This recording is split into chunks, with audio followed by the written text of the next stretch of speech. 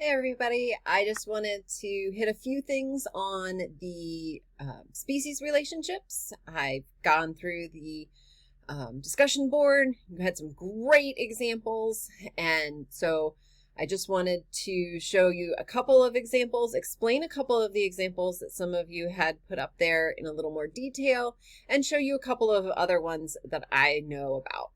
So I'm going to start off with the parasites. I know some of you, and I posted up on the board, I don't know if everybody saw that you were kind of worried, like, why do you want us to write about our favorite parasite? Parasites are weird. And I get that. But parasites are everywhere. And I think I mentioned in my post, parasites we're pretty sure outnumber other organisms on the planet, if not at least have the same number of parasites as non-parasites. And so basically every organism on the planet has at least one parasite that can infect it, if not more. So humans actually have multiple parasites that we can be infected with. You may be familiar with some of them. Things like tapeworms.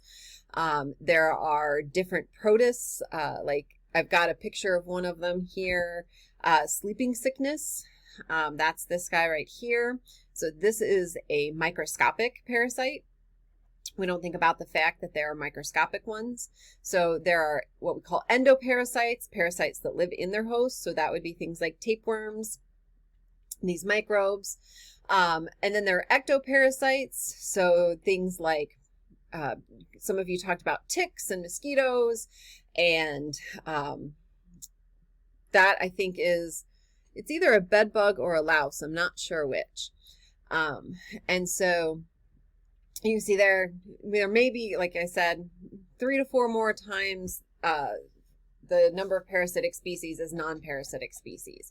And a lot of you hit on a lot of the hypotheses we have as to why parasitism evolved. Parasitism is a form of predation, so it could have been, like some of you mentioned, a food issue. You know, I can't get my other food, so I'm going to try this out. Or, just evolution over time. And it could have been, as some of you mentioned, a mutualism or a commensalism relationship that had just evolved into parasitism. So it then ended up only benefiting the one side of the relationship completely, and then ending up harming the other side. So parasites, though, are different from predators because, one, size, as some of you mentioned, you have to be small, otherwise your predator or your host is going to notice. You have to stay in contact with your host long enough at least to feed. And so mosquitoes are hit and run parasites.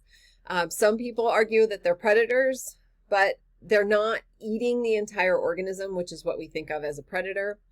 They do have to live off their host without killing it. You're not a good parasite if you kill your host, mostly because you're going to need your host for part of your life cycle, if not all of it. And then you need to be able to move around somehow. So some of them can fly, but other ones either need to be moved by a host or have to have some way to swim or whatever it might be. And many parasites have very complicated life cycles because they've actually co-evolved with more than one host. So for example, tapeworms, as you learned in the lab several weeks ago, that one is one that's going to move through a couple of organisms. Same thing with flukes. They're going to move through a couple of organisms, including having a free swimming version. So they are going to be very complicated types of organisms. And I know one person mentioned Toxoplasmosis, but they talked about it as far as humans. Thing is that Toxoplasma, which is the parasite, is actually originally from the relationship between rats and cats. So the parasite itself, Toxoplasma, gets passed between rats and cats. We are actually an kind of incidental host we're not actually the target host, but because we live with cats and we take care of cats, we accidentally get infected. And like they mentioned in their post, it may or may not have an effect on us, but it definitely has an effect on rats. So when cats are infected, don't notice the infection. However, when a rat gets infected by eating infected feces, things like that, I know it's gross, but they're rats. They get infected by Toxoplasmosis, and what happens is it alters their brain. We're not 100% sure how they're doing this. They are an endoparasite. It's a protist, small like the one that I had on this slide before. But they're altering the brain chemistry of the rat. And if you think about it, rats are normally going to hide from cats, right? They run from cats. But when they're infected with Toxoplasma, the rats are no longer afraid of cats. They will stay out in the open. In fact, they will seek out cats as far as they are seeking out the urine of cats.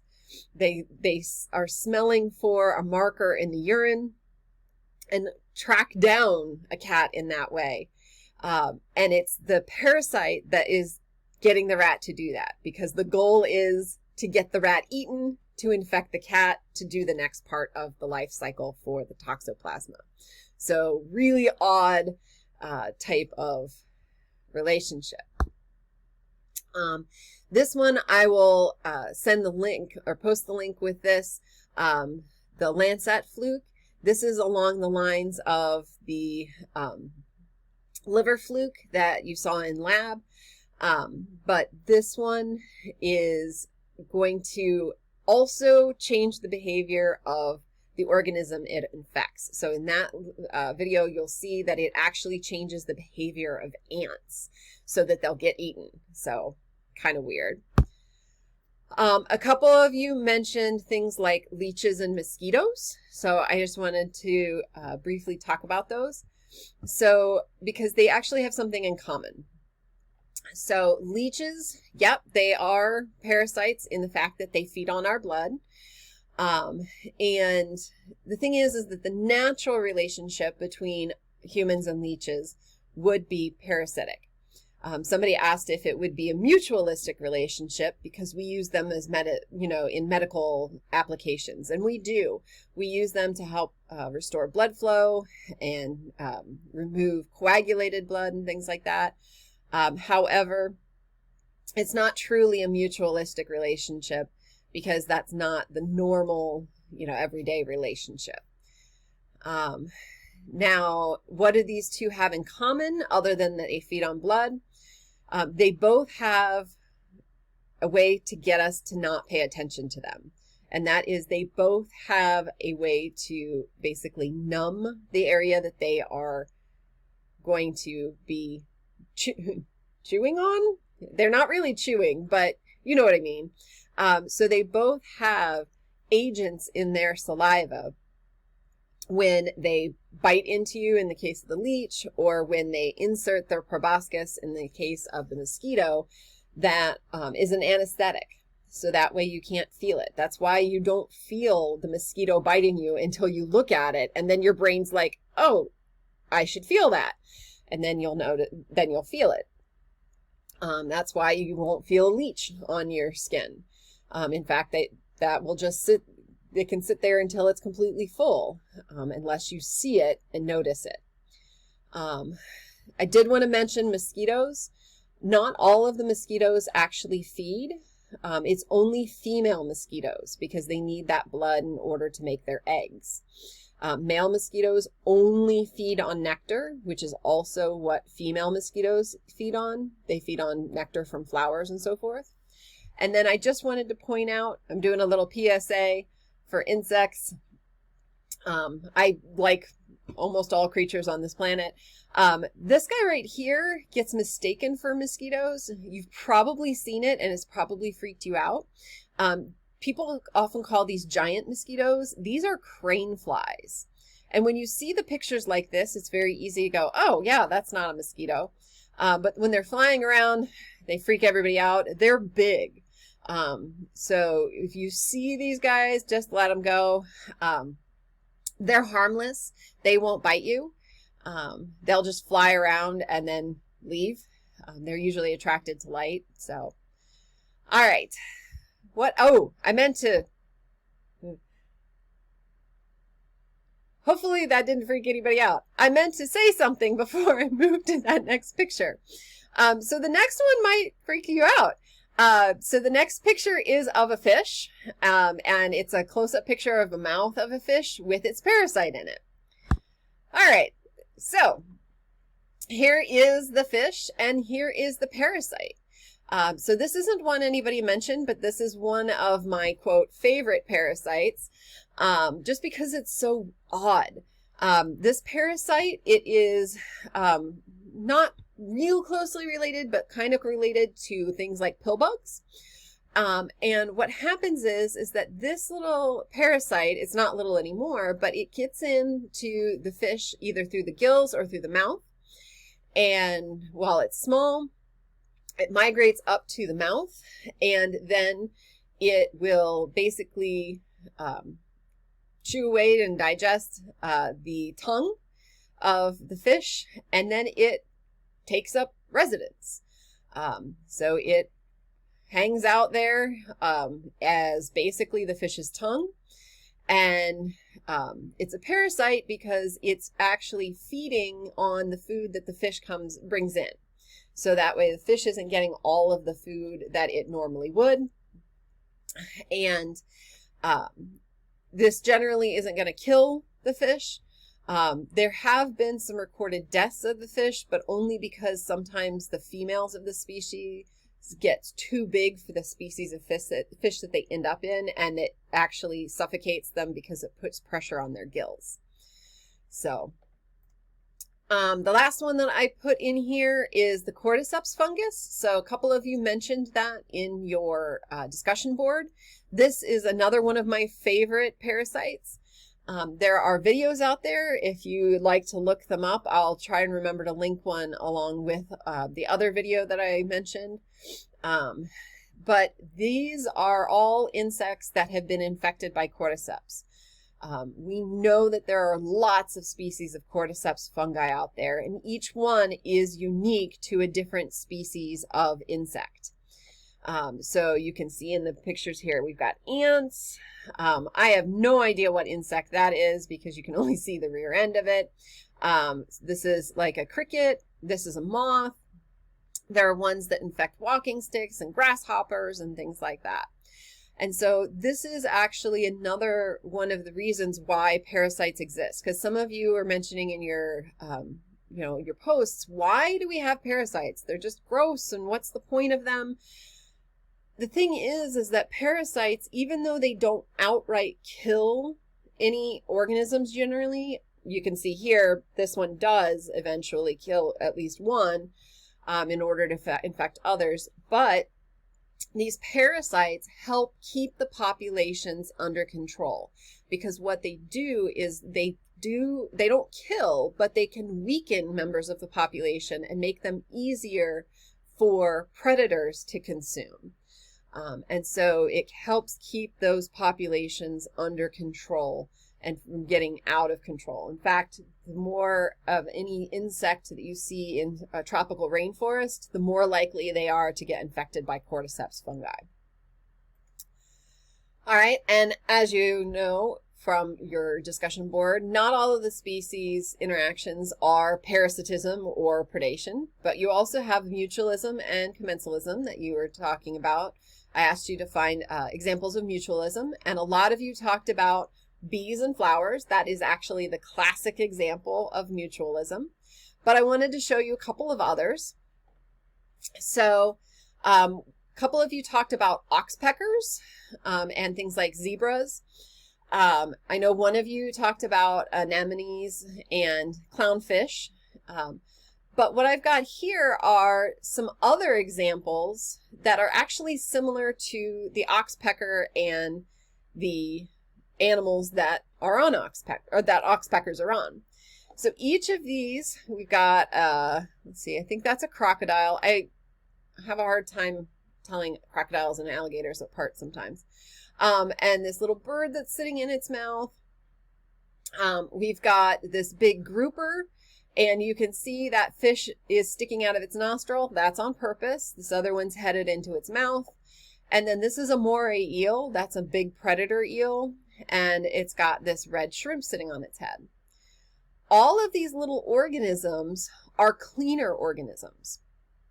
Just like the oxpecker picks parasites off of the grazers that they eat with, these guys are doing the same thing. So this little bird is a dentist bird.